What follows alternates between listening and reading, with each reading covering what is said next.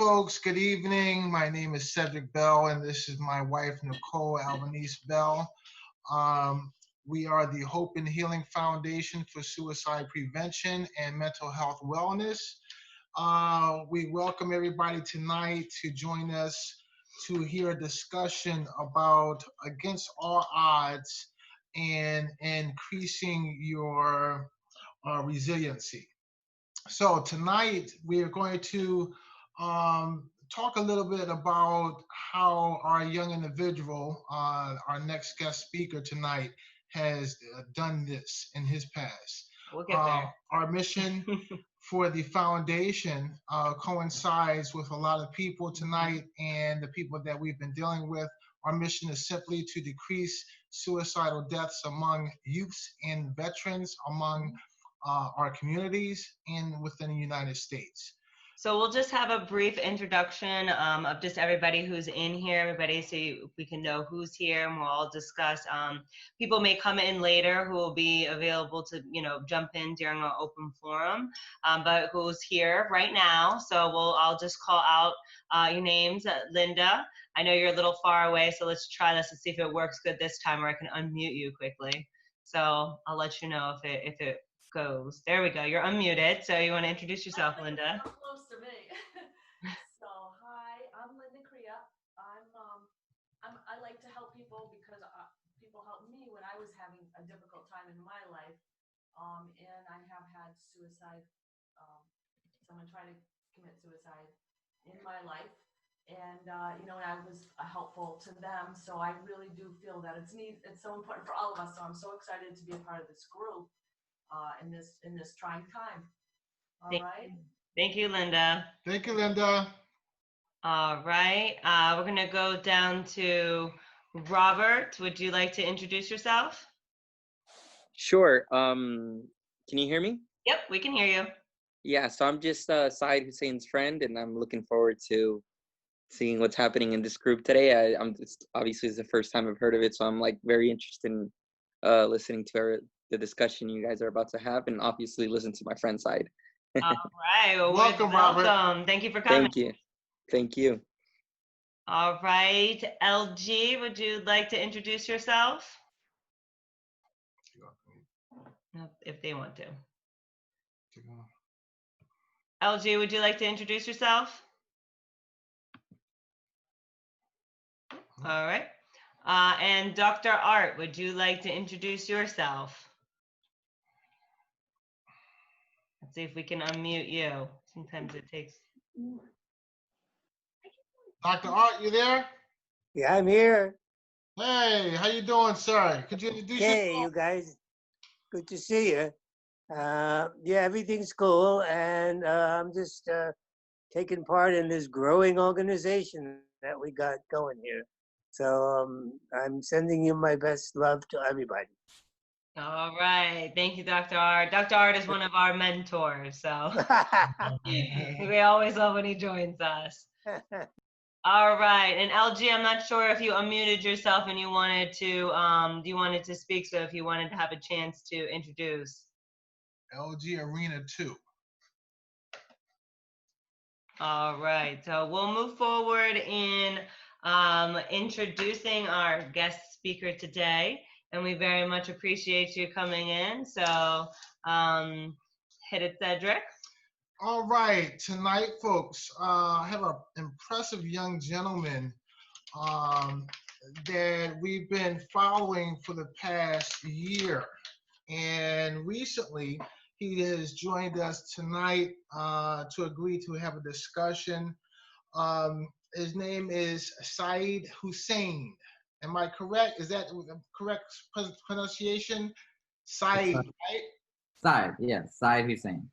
Mr. Hussain is a 20-year-old FAU 22-year-old, I'm sorry. I'm sure he'll want to be younger. 22-year-old FAU student who is presently running for Florida House District 91, which consists of Boca, Delray, and Boynton, Florida. And his focus is increasing positive mental health in his community by supporting both the young and the elderly in his quest to become one of Florida's most influential youngest politicians in Florida. All right, all right. Mr. Hussein, I seen you actually recently on a cover of a magazine, but we'll get to that in a little while. Mr. Hussein has been able to overcome different hardships in his life and social and economical constraints to be one of the youngest guys and one of the most inspirational guys I've seen recently in the past couple of years. I welcome you tonight, Mr. Hussein, in discussion. And I just really wanted to start off by asking, man, what made you start your journey to become a politician? Can you take us back to how everything started? I mean, what was your upbringing like? Yeah, so hi everybody. My name is Syed Hussain, and I'm running for the Florida House District 91. So a little more about me. I'm 22 years old, so going back all the way since I was born in 1998 in Guyana in South America. My ancestors were, so I'm the great grandson of indentured servants that were forcibly taken from India to be sugarcane plantation workers in the New World in Guyana by the British Empire. And so my whole family before me were all working sugarcane up to my grandfather, who was a chemist for the sugarcane industry. As you know, sugarcane is very, those things continue to be a legacy. However, none of my family have ever been involved in politics even there. So going even afterwards, so after I was born, my parents, we were able to get citizenship to come to the United States.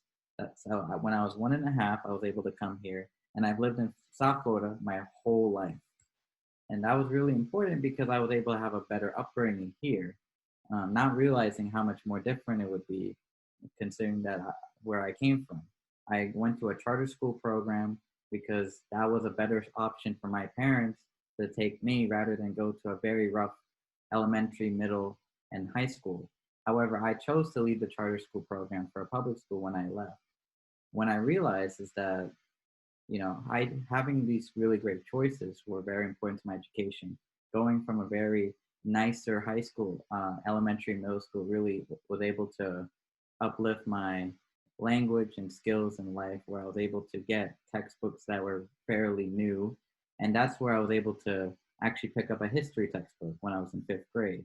When I've been reading about American history, the importance of the independence and the importance of freedom and giving everybody the right to, be who you want to be in this country. It's very crucial to my upbringing. I chose that route, and that's the route that I never look back behind.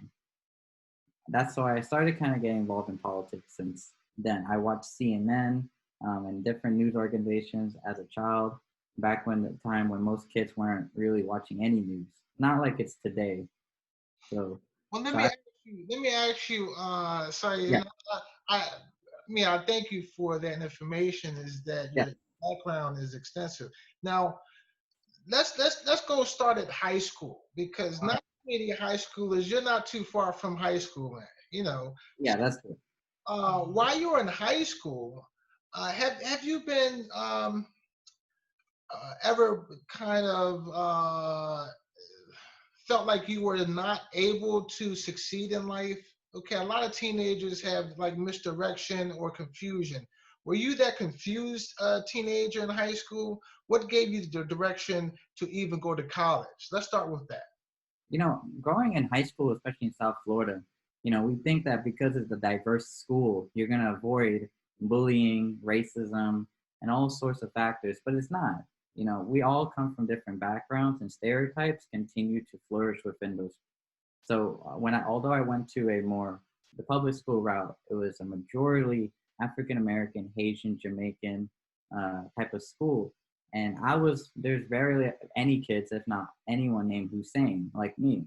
So of course I was called different names. People looked at me differently. I was very nerdy and probably still am. And, that's how people saw me. And that's how people are. And even though I kind of felt a bit odd, where I didn't know where I belonged, where was my identity? It's my identity, indentured servants, or is my identity more than where I was growing up and which school I was going to or the zoning that I was being? I wanted to have more and be more. The school that I was part of in this high school was so poor that most kids did not go beyond even a 4-year college program. You know, kids like me, especially, were not meant, especially from that school, were not meant for anything greater than just the regular jobs, but not the leadership roles that we need. And I think it's a failure upon the leadership of the politicians and all the, we could blame anybody who you want, but I want to change that. I want it to be the example that it doesn't matter where you came from, no matter what high school, how much money your parents have, that you have the choice in this country to be who you want to be. And being from this high school, it is a lot harder, but it's not impossible. Especially even, and there's plenty of kids that come from wealthier schools that don't work as hard and they don't end up going to places that they should be going. So, you know, going to high school, there's a lot of bullying, there's a lot of people looking at you. And that even applies today with my own campaign. People look at me for my race. They want to know what's my religion. They want to know my race before they even care about the policies and the care that I have for senior citizens. So this will affect me for the rest of my life, but I've been ready since high school that I know how to handle that. Did you have any mentors in your life that gave you that extra energy, the extra boost to overcome all these obstacles that you were having? How did you build your resiliency? You know, building my resilience had to really, I was very on my own. My parents can only do so much with love and care, but they did not grow up in this, they grew up in a country where pretty much everybody looked either pretty much like them, you know, either Indians or, or Africans, African Guyanese. So it really was just not, it's not the level of where we are here in South Florida. How I was able to overcome was just was really just focusing on my school and reading a lot of history. History was my friend. I always knew that every great leader in this country, even before, no matter what their past might have had, they all come from very humble beginnings. Nobody came from this. Every great leader came from something, most likely out of nothing, and they were able to build themselves up. And of course, they're not going to experience the same things that I was going to, but having that knowledge, I was able to know that I am at more than where I was located in right now. But at the time, you know, I was not the most brilliant kid in my school. I was not the valedictorian, I would say. I was kind of overlooked as the person of the next leadership. And now all my teachers, they're all like, oh my gosh, look at you, look what you're up to. You know, I want to set that example. But that took time for me to gain confidence in myself. And I could say that the day I really figured out who I really was when I went to the Library of Congress and I decided to read on my history. The history is so important for you to understand where you came from and what your ancestors did so that you don't end up like that. You want to be better than where you came from, not go back in time. So that was very important for me. Well, let me ask you this, and that was a very good information you gave on how you have developed your positive self-esteem and your positive self-worth. It's very important when you're talking about your growth, okay? Yeah. And it seems like you had major goals, okay? Besides what's been happening in your life, besides what you've been seeing, besides what everybody's expectation of what you should be, you had major goals and you actually went out to do it. And that was the change of your life right there. You know, Yes. actually progressing to the point of developing that self-esteem to actually go out and pursue your goals. Let me ask you this. For all the compassion that you have for your community, okay, I've been seeing in some of the things that you're doing, working with the seniors and so forth. Okay, how important is your seniors? I know the youth. You're saying that you want to turn around and help the youth and show a good role model. What are you doing for the seniors? So during COVID, especially, you know, seniors are my district is one of the oldest demographic of voters. So when I'm doing mailers, especially, I'm not doing 55 plus, I'm doing 70 plus. The voters they come from New York mainly, but all over the country, and they come here to retire here in Palm Beach County. For seniors, this is what they consider home. And I only want to make that more comfortable for them.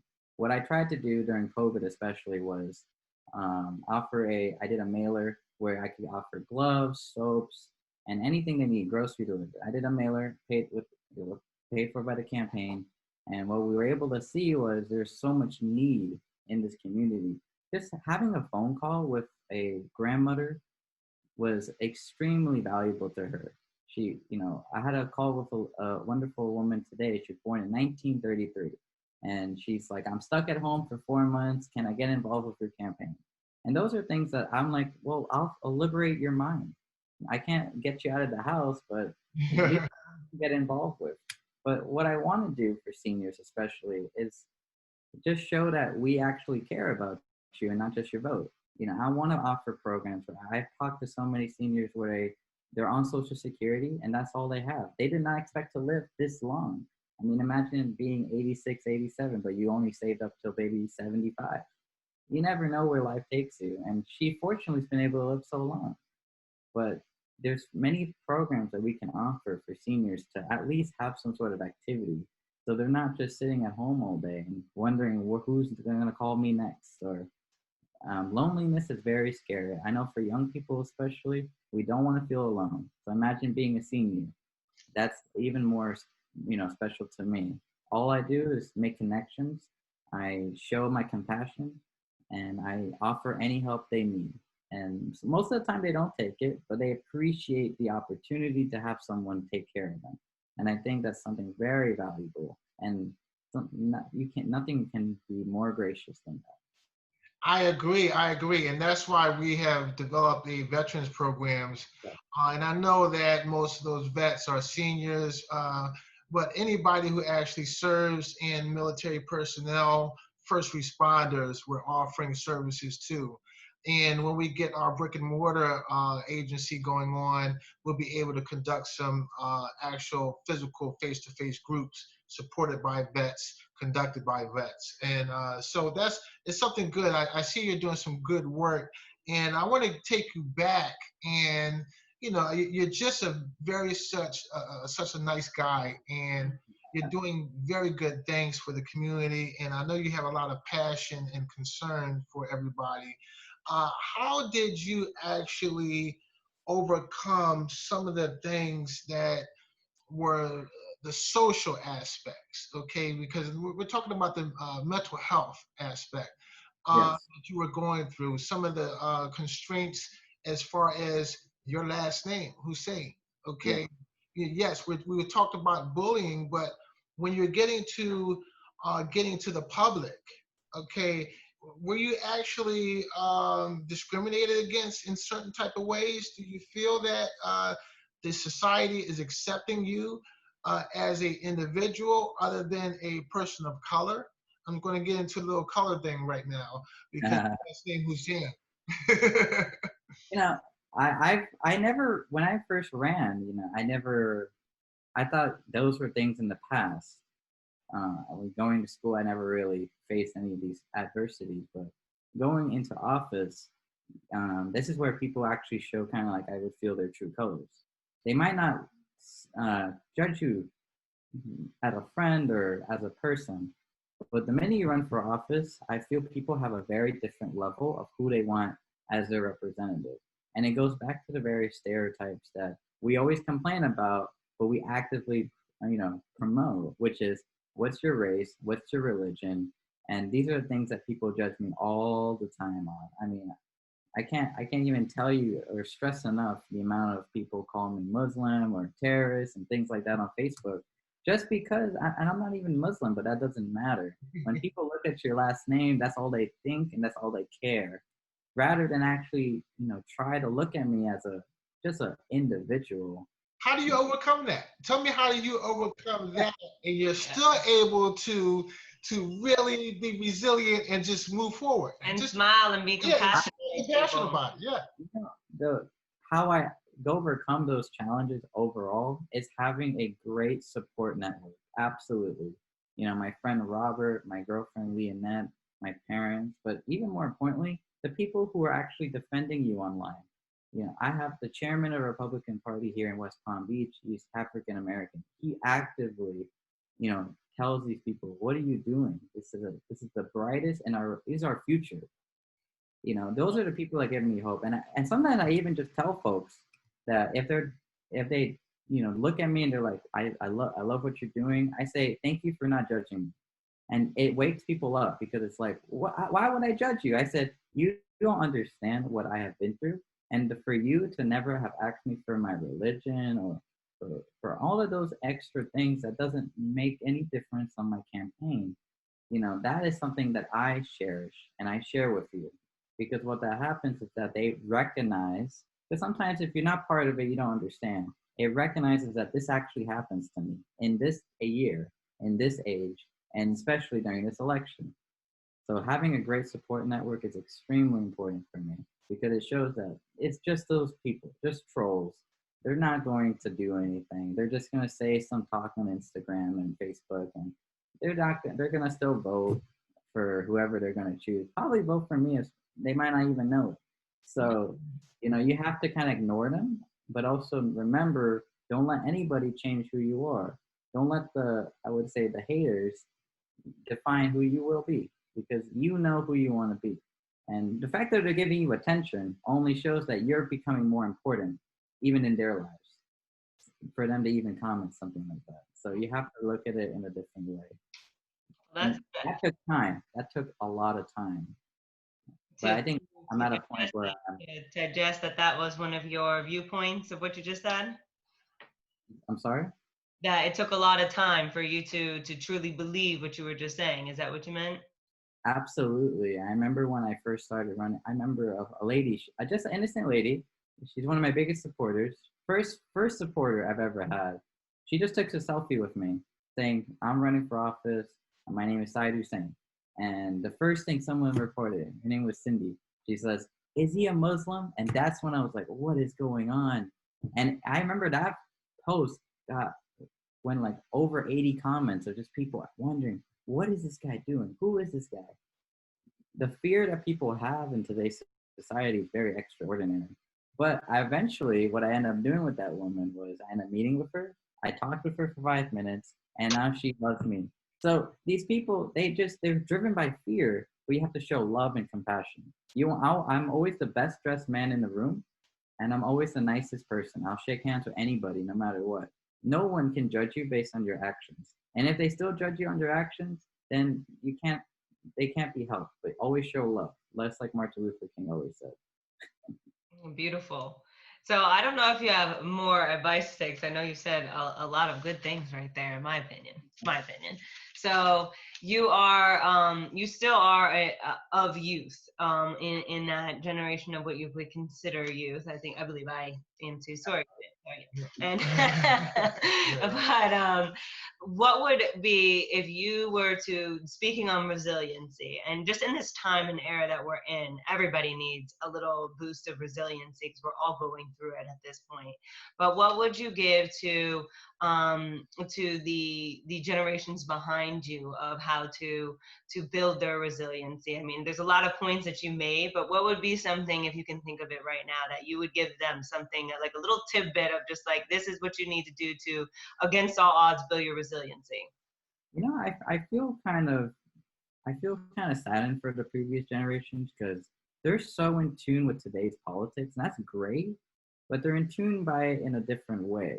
It's more like they're looking at social media and they're getting stressed out before they're even going to middle school. I think it's a very dishonest thing for especially parents and for family to get children involved in politics so early. I decided to learn history first and get into politics organically, but it's just too much stress for these kids. I say that to look at a problem, look how big is the problem really is. Is this really a big issue that is going to affect me right now? Sometimes it's important to take a vacation and realize, what are the actual issues going on? I went to St. Augustine this weekend, and I realized that, there's some problems that's facing me that I realize it's just artificial. Things that I might make it over my head. And it's important to look at it like, is this issue that I'm dealing with, either a friend, a loved one, is it as big as it is outer space. Let's look at it from a bigger perspective, outside perspective especially, and recognize that it's not that big of an issue. Yes, I had to look at that even with all the racist comments. Most of these people don't live in my district. So I recognize that these are people from outside the area of spectrum that I should even get focused to. So I realized, I took a step back and I realized, okay, these are not my voters. Don't even bother what they have to say. They can't vote for you. Never, they won't vote for you, and that's it. But they're not there. Focus on the people, like you. Focus on people that want to do good for this society, good for the community, and surround yourself with people who you envision to be. I always say, try to be the best friend of somebody that you always wanted to be.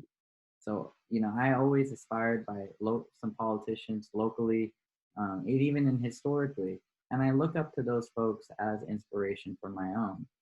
So that's how I try to, navigate these challenges, overcome and build resiliency by surrounding yourself with very knowledgeable men and women, inspiring folks, and focus on your goals.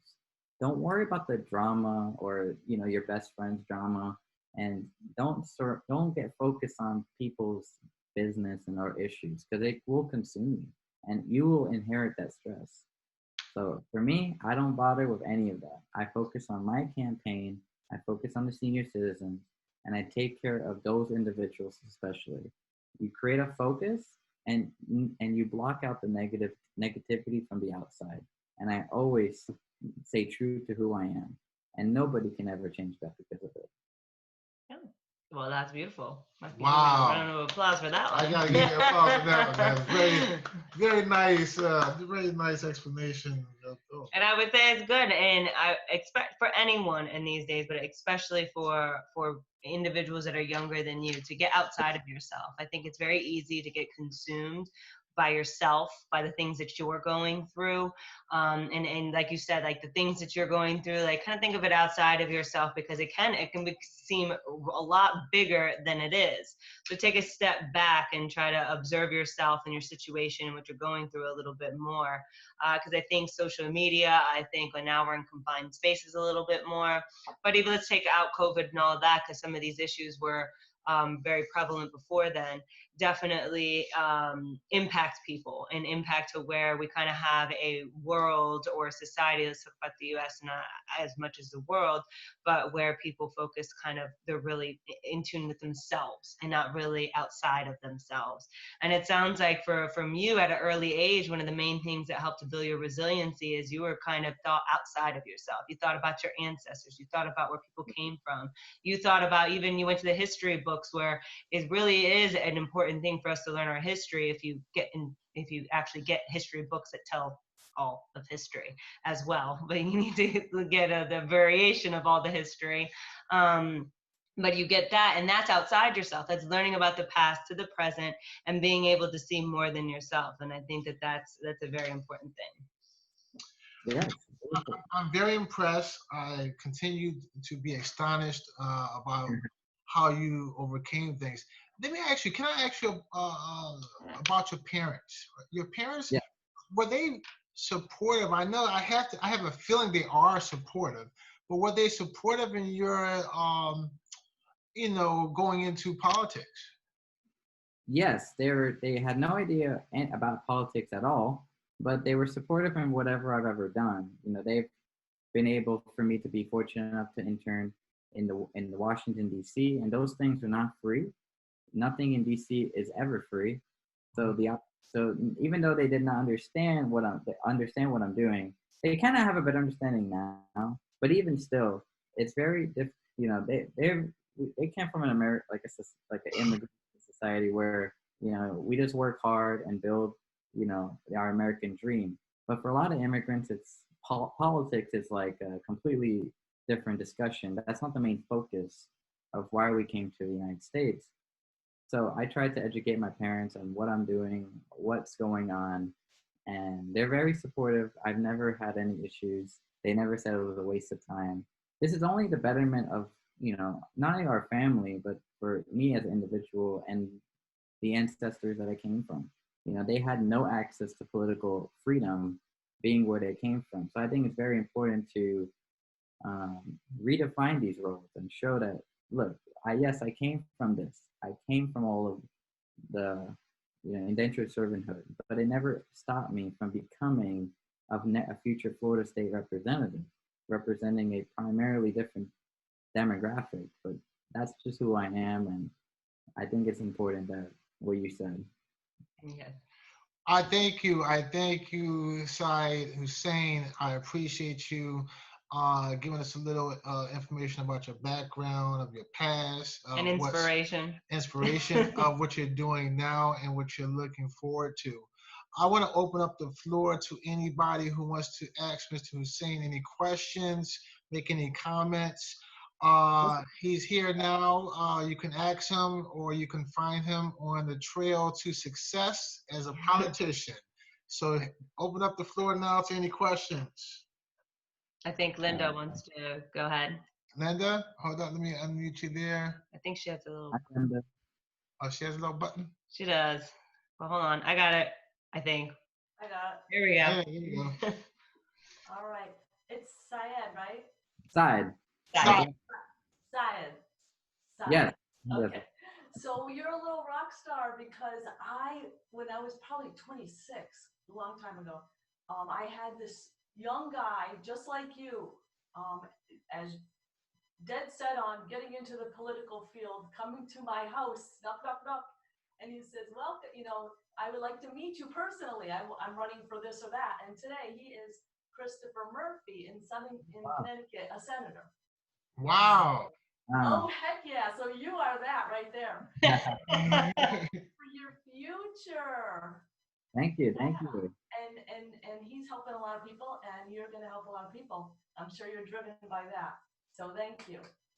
Absolutely. Absolutely. I wish I could door knock right now, but. Right. It would be hard. Yeah. But we do phone calls, and that's equally important. I end up calling somebody that doesn't live in my district anymore, but we end up talking for a while about life. It's important. It's still impactful. Yes, it really matters to these folks. Well, it's good. And then thank you, Linda, for that comment. It just shows that she's, from what I got from that is that she's seen his drive then, and he was making his personal connections with people, and how he went about that, and now look where he's at. And he was, pretty much you got a little couple of years earlier on him, but is that, we need people like that. We need people for our youth to look up to. We even need people for not even anyone to look up to be able to say, this is what, you can do to be able to get through things, get through adversity, and push through. And still, for me, you're an inspiration to still have that charismatic and that compassion, and then there's still the drive to want to help humans. I mean, me and my husband do that, and everybody in this room does that, but it's when you find somebody who has been through a lot of adversity, and you could just be like, yeah, whatever, like I came to this country to for the American dream. You could have gone a different route with that drive that you have, but your drive that you have is going to help people. Absolutely. We do a lot of food drives out here, and people recognize those things. It's fun to do, food drives. I did it when at first COVID was starting to affect food and scarcity, especially. So, having open. Is that what you said? I'm sorry? You said it was fun? It's fun to do food drives. Yes, it's so. Fun. That's amazing. They actually are, especially when you're locked in your house for so long. It was like 1 month later, I saw there's a food drive, and I'm like, all right, let's go and get some fresh air. And it was a really great time. So, there's things that you can do. I know people now are very bored. So instead of watching news all day, we could do something more productive. Definitely. I'm going to send you these quotes, Said. One is from Michael Bloomberg, and it goes like this. Progress is not inevitable. It's up to us to create it. Did you see that in some of the material that we were corresponding with? Well, yeah, Michael Bloomberg. Yeah, I mean, he's a very wealthy man, but he didn't have, billions of dollars when he was 20 years old. So you have to create wealth in order to have wealth. It's just a fact. Looking at how he became although he came into politics a little bit more on the with the money side, how I look at it from my perspective is he was still able to do something other than just live a rich life, and that's really it. You have to look at it in a more bigger picture, and yeah, I'm very proud to say I'm not a politician, and I'm very proud to say I don't come from a lot of money. But what I am proud of is that I'm pretty much just like each and every one of you, and you could call me anytime, and you could email me, and I could respond to you within the next day, or even instantly. Listen, I tell you this, man. I know you kind of remind me of somebody I talked to recently, and I even said something to you about this, and this is where I got it from actually. It's called a change module. Okay, you are an agent of change. Okay, with your age and your capacity and what you're doing in society, you have the capability of making a change. And I'm going to give you this other quote, and I'm going to leave it up to the floor for any other comments. This quote is from a friend of mine, and it goes by this. It goes like this: "The power of change can only occur with the power of unity." As Bellism. Okay, I'll tell you who that guy is one day. And what it states is that we all have to get together to make the change. Okay, the power of unity. Okay, you can't do it alone. Okay, but we're gonna be there on the sidelines. If we can't be directly involved with you, we're gonna be there to help you make that change. So we appreciate you tonight, Said, and we appreciate you doing what you're doing in the community, and we hope to see you on the TV one day accepting your position. Thank you. You're welcome. Does anybody else have anything to add? No? Well, we appreciate you. And as my husband said, we appreciate you. And just like when he said the power of unity, we can't do what we're doing by ourselves. And that's what we do. What we do right now is bring people in, such as yourself, who is doing powerful things, who is trying to help. And so we can have everybody know who you are, that, you stand behind something that we believe in, and we stand behind something that you believe in, which is helping people.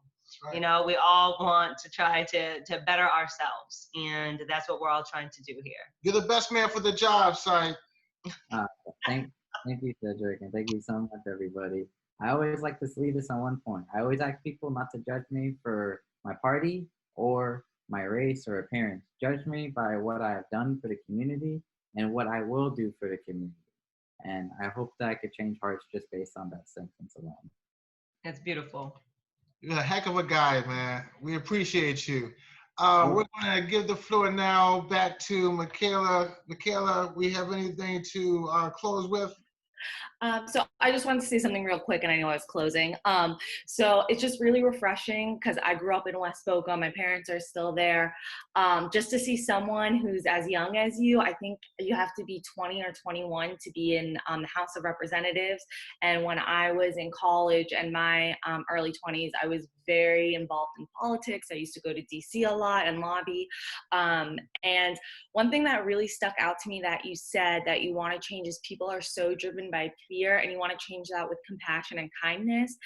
And you don't see that often or hear that often. And I just want to say, like, it really makes a difference just for you to say that out loud. So I'm definitely going to speak to my parents, because I know they're still in the West Boca district, and look up your platforms as well. But I'm very excited for you, and really, you spoke very eloquently and very well, and it's really just exciting because I know for millennials sometimes we get a bad name, or you're probably Gen Z, but it's really nice to see youth like you who's really trying to make a difference. It makes me really happy. And with that, and thank you so much for speaking and taking your time. With that, our next meeting is going to be July 20th at 7:30. And that's about it. All right, everyone. Thanks for your time. Thanks for your time, Mr. Hussain. Take it easy.